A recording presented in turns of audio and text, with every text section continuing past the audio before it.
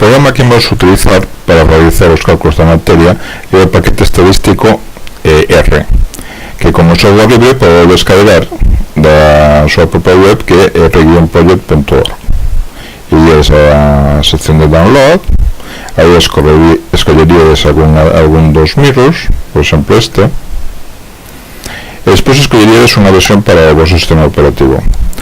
En Linux non é necesario que fagas aquí, e nin é a versión máis apropiada, posto que soe existir nos repositorios das maioría das distribucións. Mac, tenes simplemente que baixar este paquete. En Windows tenes que baixar o archivo base, aí descargaríadelo, e despois de instalado tedes un sistema para realizar unha cantidade inmensa de cálculos estadísticos. O inconveniente que ten é que vos vai aparecer con unha interfaz bastante primitiva e bastante incómoda para manexar.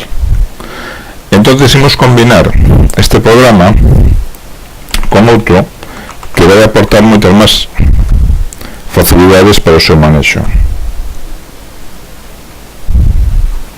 RStudio tamén é software libre, tamén se pode descargar desde a súa web rstudio.com, e desde ela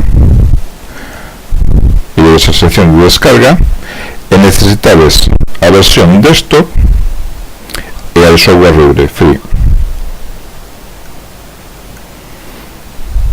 Descargades, buscades a que sea para o vosso sistema operativo.